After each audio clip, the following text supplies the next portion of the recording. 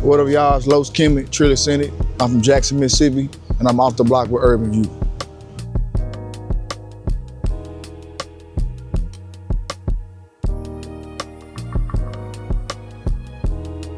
What is going on, everybody? This is Off the Block with URBNVIEW. I'm Josh Bryant, and I'm here with the one, the only, the Trillist, Los Kemet. What's going on, my brother? Man, life, love, feeling good, bro. Yes, sir. Yes, sir. I appreciate you for coming out here. This has been a snowy day for sure, but you still pulled up. We off the block with it. This is a real thing, and I appreciate you showing love, bro. Hell yeah. Thank you for having me, bro. You know I got you. Yes, sir. So you ready to get into these questions? I'm ready. All right, so the first question, how has your block or neighborhood shaped the best of you, not only as a person, but also as an artist?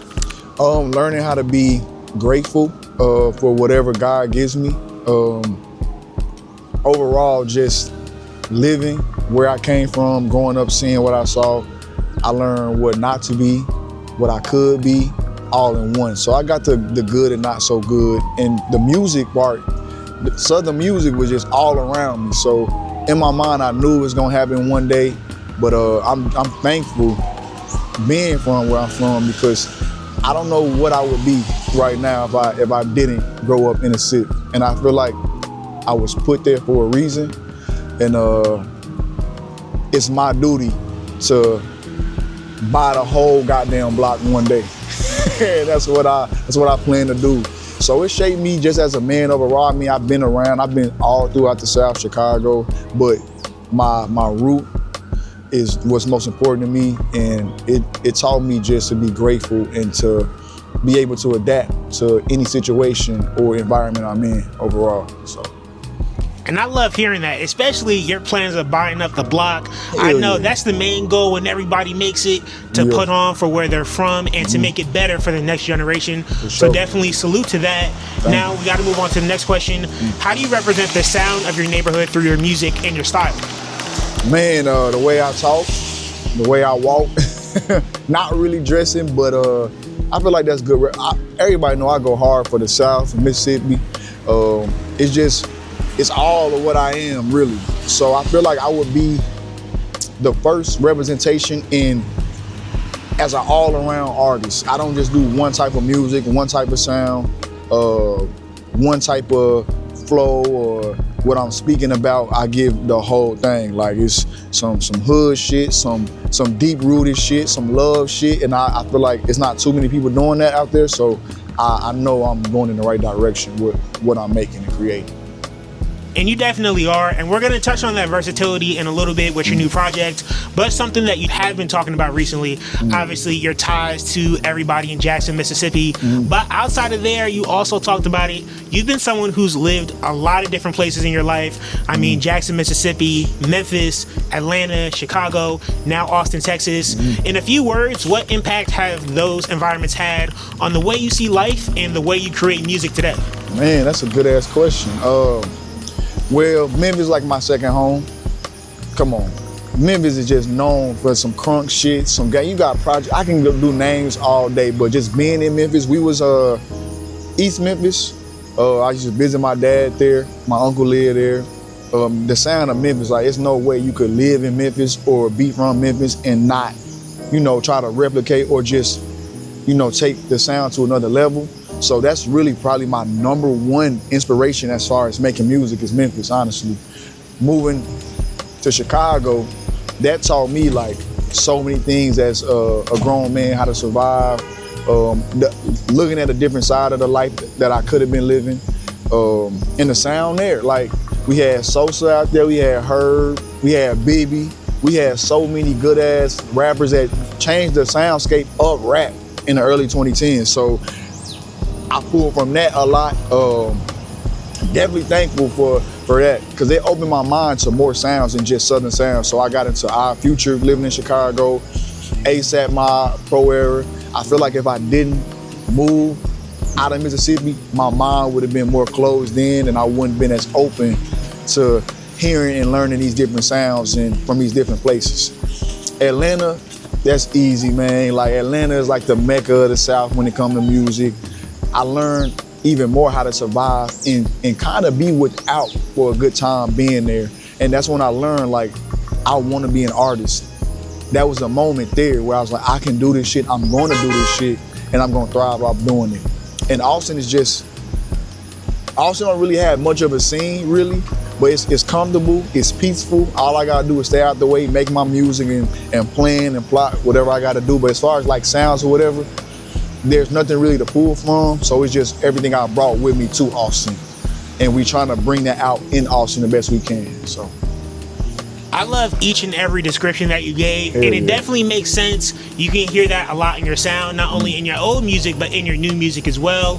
And speaking on your music, when someone presses play to hear some of your music for the first time, what do you want them to walk away with? I want them to walk away with courage, being able to tap into certain feelings that they may have not been able to tap into before, because especially with the last album, I was vulnerable as hell. I was just outward as hell with all of my feelings, and just walk away a fan. And you don't even walk away for real. You here to stay. You stay and you stick with me. Make them feel good about themselves, you know, like, cause I'm being myself all the way, and hopefully it will make other people do the same.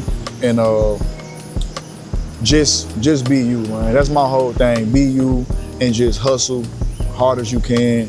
And just chase that shit, chase it. That was definitely a great answer for sure. And again, the secret ingredient to any success is being yourself. You love to hear that. Now we finally get to talk about some new music that you dropped recently. In 2025, you dropped your third full-length album, Chase the Dragon. You mixed some high energy favorites like Pootie Tang, one of my favorites, especially with that video. The video goes hard, I'm not gonna lie, right? If you have not tapped in with the Pootie Tang video, you should. But then you also gave us some more reflective storytelling joints like Enemy of Great and Spin It.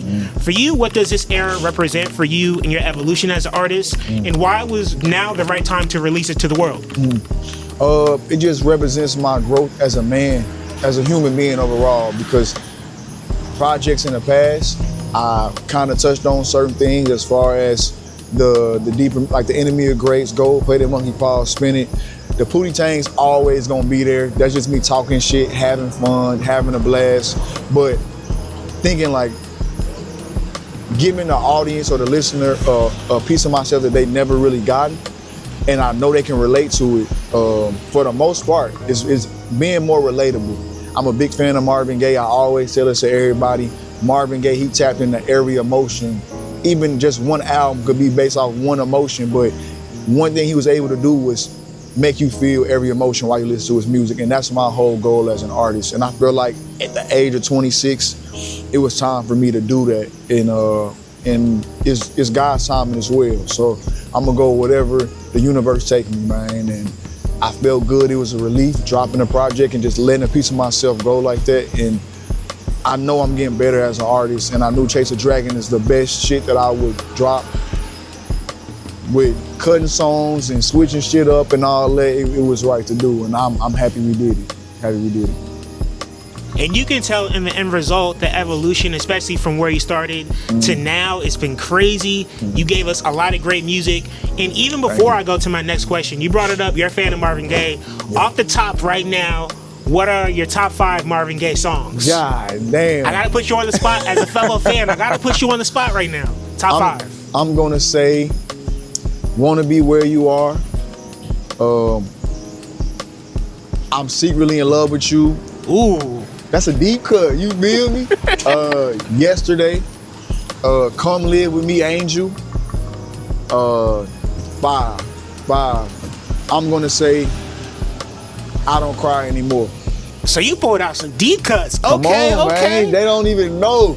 They don't know. I'm a real Marvin fan, bro. That's my favorite artist of all time. So I feel you. And especially in the South, those type of records, especially from the Motown era up until now, soul and R&B is definitely really prevalent down there. But also in the South, we got to talk about Southern hip hop. You know, when you talk about mentors or people that you looked up to, you've always given flowers to legends like UGK, 3 6 Mafia, T.I., Lil Wayne, David Banner, the list goes on and on.